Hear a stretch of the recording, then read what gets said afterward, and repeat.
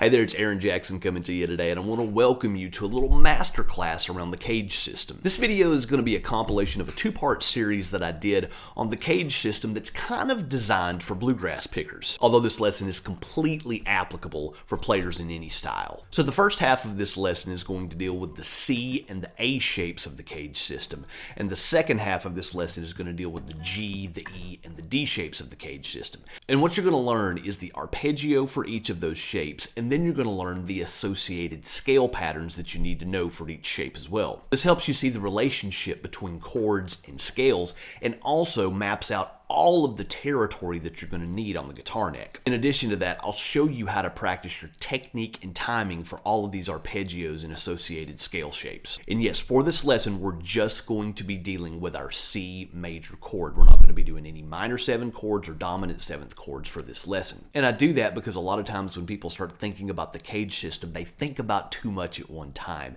They start thinking about the minor chords and the dominant 7th chords and the 9th chords. But if you'll really start and get a good grip with just the major chords there, it'll make learning the other chords and scale patterns a lot easier. Also, where this lesson is geared more toward bluegrass pickers, most bluegrass music is just played with major chords. Not all, but most of it is played just using major chords. So if you can get these patterns down, you can move them around to different keys and really have a great mastery of the fretboard. So I really do think that this lesson is going to unlock the guitar neck for you in a really profound way. And remember, this is the fretboard mastery style of what I teach here on this channel. You want to learn this stuff in combination with the vocabulary and the repertoire-based stuff that I teach on this channel. And by that I mean licks, tunes, note-for-note solos, all of that good stuff. Because when you learn both, you can see what your favorite players are pulling from when they come up with their great licks, phrases, and solos. This will also give you a lot more ammunition and leverage when coming up with your own lead breaks. So you can get the tabs for this lesson down in the video description and in the top pinned comment. I do have this whole lesson broken down into chapters below, so if you want to skip ahead to a certain section, you can absolutely do that. All right, let's jump into the lesson. Okay, so let's jump in and let's learn our arpeggio and our 3 associated scale patterns in the C position here. So let's start with our little C shape down here. And so let's start with our arpeggio. So we're just going to do...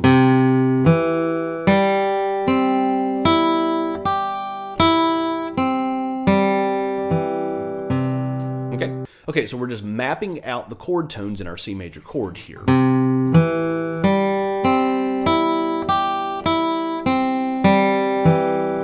Okay, so there's that. Okay, and I'd say most of y'all are, obviously very familiar with that, but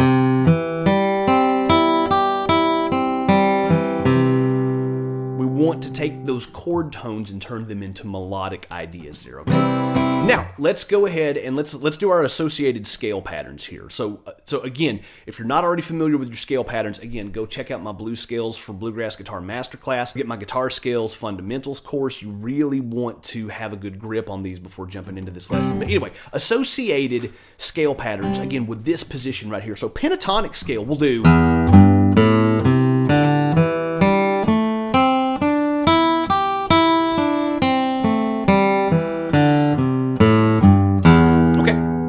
Now, where we are using open strings right here, that may feel a little unfamiliar, but basically that's, in my mind, I think of that as pentatonic pattern 4. Like if you've learned your minor pentatonic patterns, like A minor, starting with A minor, which these will work in C major too.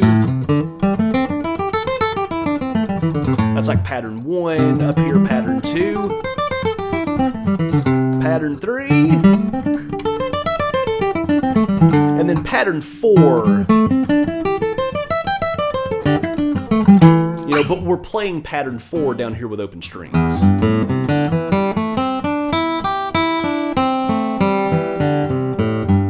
Okay, so that's our associated pentatonic scale. Let's do our associated diatonic scale, and that's going to be this.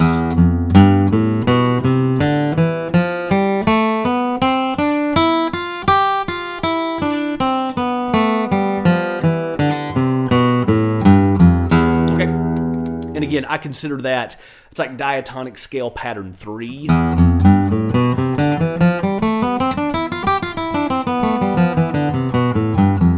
Okay. And then then let's do our associated blues scale, and it's going to be the same. It's going to be very similar to the pentatonic scale that we played, but we got an extra note that we're going to throw in. So that's going to go like this.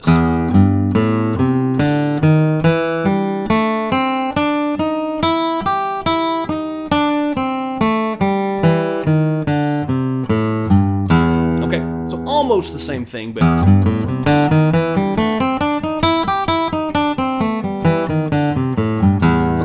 so one more time, arpeggio,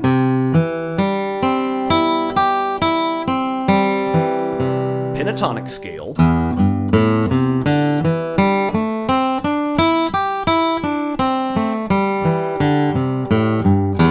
diatonic scale,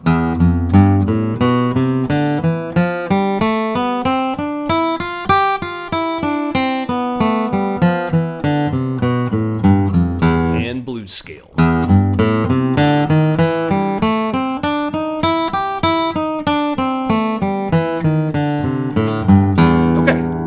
So, like, how cool is that? Like, look at how much juice that we can squeeze out of 3 frets, out of a freaking C major chord shape. Okay, I know a lot of people have been playing the guitar for decades, and they just get stuck. I mean, I hear about it as a teacher all the time, but this is a great way to really get unstuck, because look at, again, how much juice you can squeeze out of a C major shape out of 3 frets. It's insane. It's such a cool thing, and that's why learning this is such a great thing to do as a guitar player. One of the other things that we want to do when we're learning this stuff is not just learn these patterns, not just learn these notes, but where, again, I'm mostly teaching bluegrass guitar on this channel. That may very well change in the future. I may start expanding into other styles, but as of now, we're mostly doing bluegrass here. What we want to do is you want to practice your technique, you want to practice your alternate picking, and you also want to practice your timing. So here's what I'm going to do here real quick.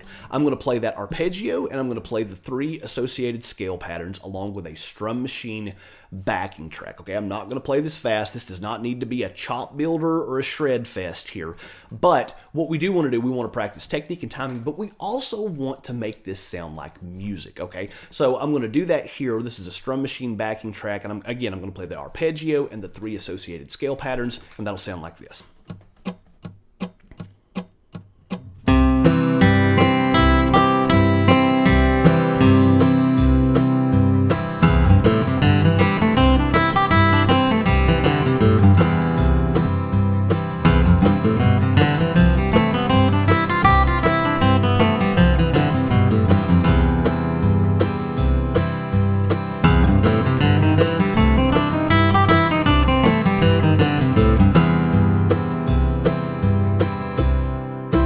Okay, so now let's jump up and let's do the A shape out of our CAGED system here. So this is our kind of A shape bar chord for C major here, okay?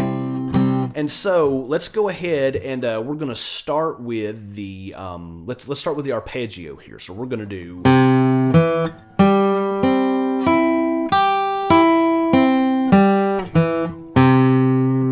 okay, I'll play that again.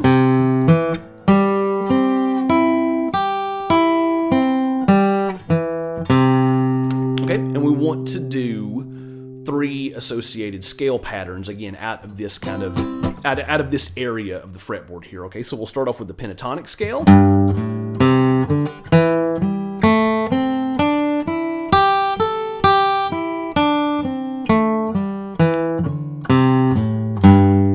Let's do our diatonic scale.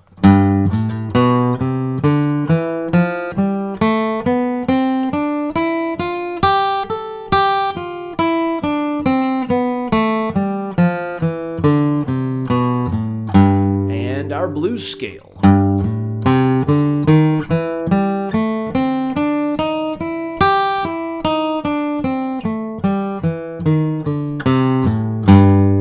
Okay, so again, look at how much juice that we can squeeze out of, just a couple of frets here out of a C major chord shape. Arpeggio, pentatonic scale, diatonic scale,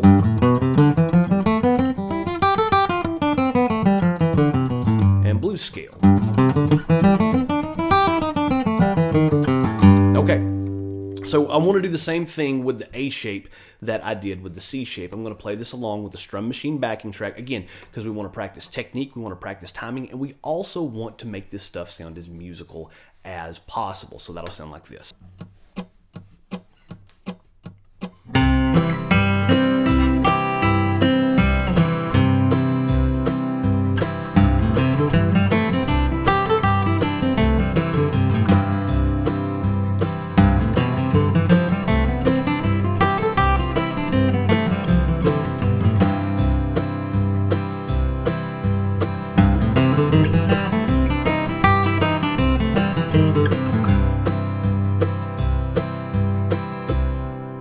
So in just what we've covered today in our C and our A shapes, I want you to see, again, I use this phrase a lot here, but how much juice that we can squeeze out of that. And again, what we're doing here, and again, whether we're learning our CAGED system, whether we're learning our scale patterns, we're mapping out the territory on our guitar. We're navigating the fretboard. And this is a great thing to learn in addition to the vocabulary-based stuff that I teach on there. And that's licks, phrases, tunes, note for note solos, all of that kind of good stuff. Because when you have a good grip of, the way your fretboard is laid out, and you've built your vocabulary, you can see where your favorite players are pulling from, and it just gives you a much greater context and enables you to come up with your own ideas. Again, I will be doing a part 2 to this lesson where we cover the G, E, and D shapes here, but for right now, just get started with the C shape, get started with the A shape, and just get started with C major. Don't worry about the other types of chords, just get these couple of major arpeggios and associated scale patterns down, and it'll be a great foundation for really mastering the fretboard. Remember that you can get the tabs for this lesson and the backing tracks that I was playing along with down in the video description and in the top pinned comment. I really hope this starts to unlock the fretboard for you and shows you just how much juice that you can squeeze out of these basic major bar chord positions. As always, thanks for hanging out, and I will see you next time. Okay, so like I said, today we're going to cover the G, E, and D shapes of the CAGED system. So let's start off here with our G shape C major, and it's this god-awful, horrible, painful, and not particularly good sounding bar chord that I never use, and I hope you never do either. However, this position contains a lot of fretboard roadmap knowledge, if you will, that we need to know. So let's start with the arpeggio right here. That's going to go like this. We're going to do...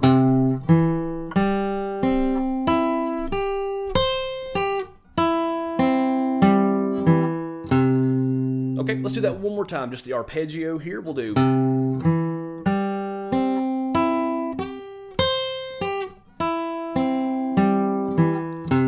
That one's kind of tricky to get your hands around, but again, you want to know those chord tones in that position. So what we're kind of doing, it's almost like 3 different arpeggios all strung together, like this one. Okay, this one, just that, and then this one. And they're all kind of strung together.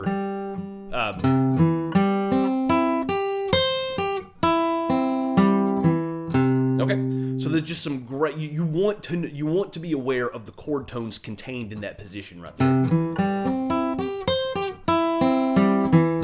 Okay, obviously I mostly teach bluegrass flat picking on this channel, but I'm a huge Mark Knopfler fan, as I'm sure you are too. But if you've ever listened to the Sultans of Swing solo, there's a part in that where he kind of.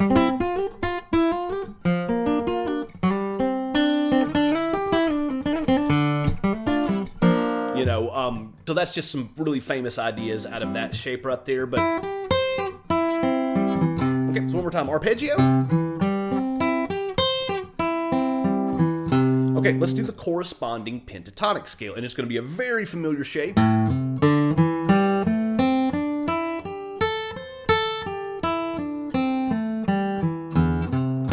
Okay, diatonic scale.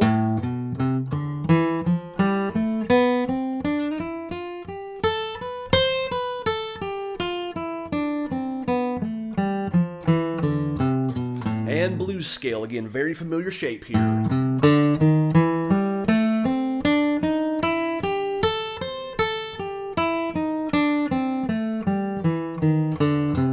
Okay, so one more time, there's our arpeggio.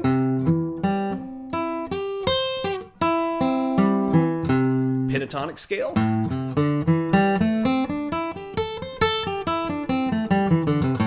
diatonic scale.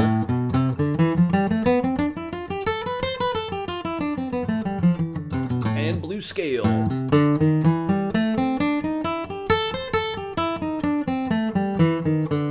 Okay, so like I was doing in the first lesson in this series here, we don't want to just learn these patterns and just learn these notes. I want to, work on my technique and also our timing. We want to make it sound like music here, so I'm going to play this along with a strum machine backing track. It's not going to be very fast, but I'm going to play the arpeggio and all three associated scale patterns. That'll sound like this.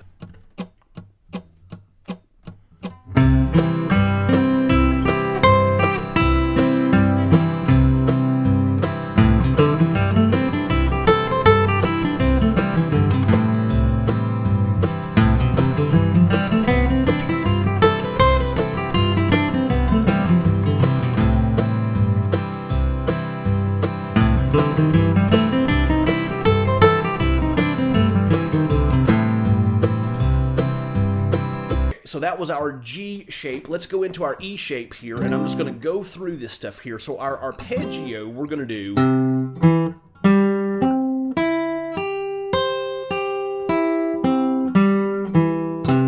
Okay, and let's do the pentatonic scale.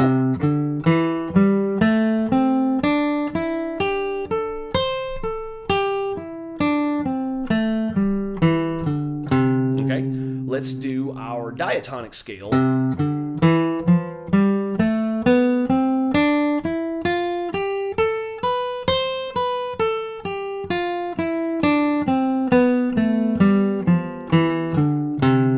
And then let's do our blues scale.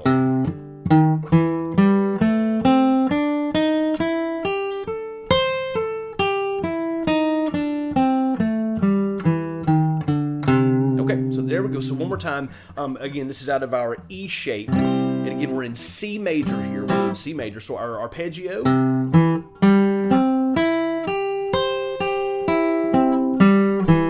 Okay, pentatonic scale.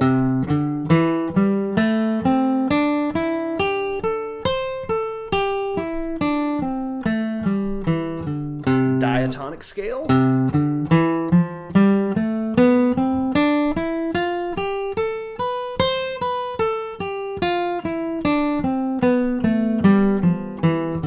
And blues scale.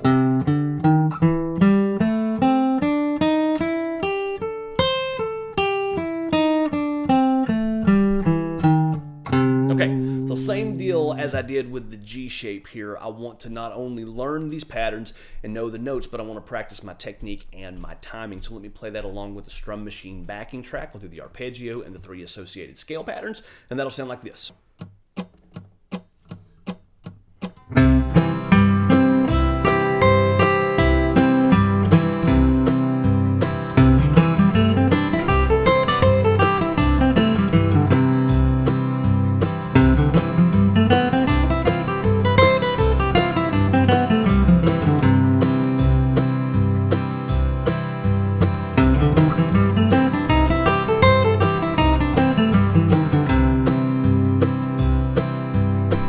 Okay, so one more. Let's jump up to the D shape of our CAGED system here. And again, we're in C major. So for the arpeggio, I'm going to do...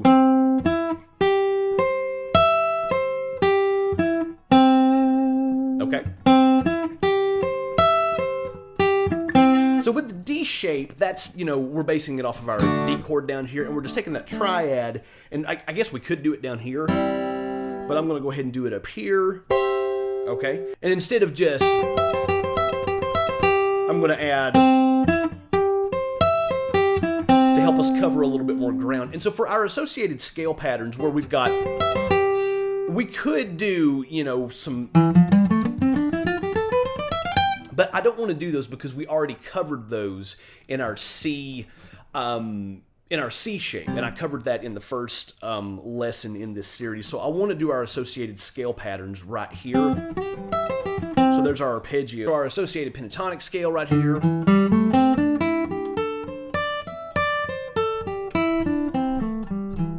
All right, diatonic scale.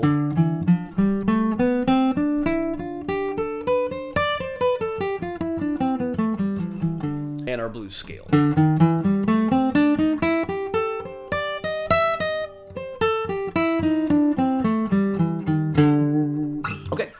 more time, arpeggio.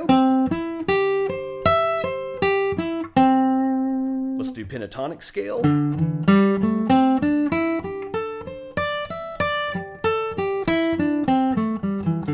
Let's do diatonic scale.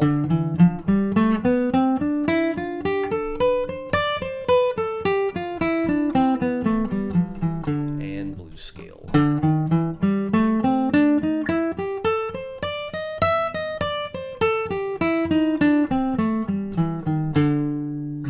Okay, so what we want to do now, same deal as I did with the E shape and the G shape. I'm going to play each one of those along with the strum machine backing track. Again, this is in C major, and I'll do the arpeggio and those 3 associated scale patterns, and that'll sound like this.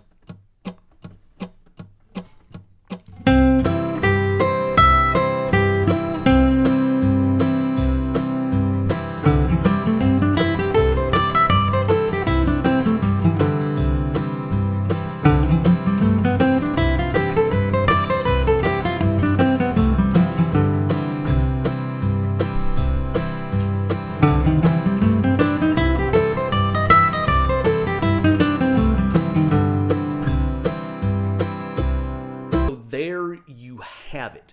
There is an introduction to the CAGED system, just starting with C major, and I really would recommend anybody who's watching this, make sure that you get down all of these ideas just with the major chord first. Like I was saying at the beginning of the video, too many guitar students start obsessing over the what abouts way too early. Just get down all of these ideas. Again, your arpeggios and your associated scale patterns, get that down with one major chord first, with your C major chord first. And then once you've got that as your foundation, then if you want to do this stuff with minor chords or minor 7 flat 5 chords or dominant 7th chords, you can build on that, but you want to start with the major first. And remember what this is fretboard roadmap. This is really, really, really mastering the territory of your guitar neck. This is a great thing to learn in addition to the vocabulary-based stuff that I teach on this channel. And by that, licks, phrases, tunes,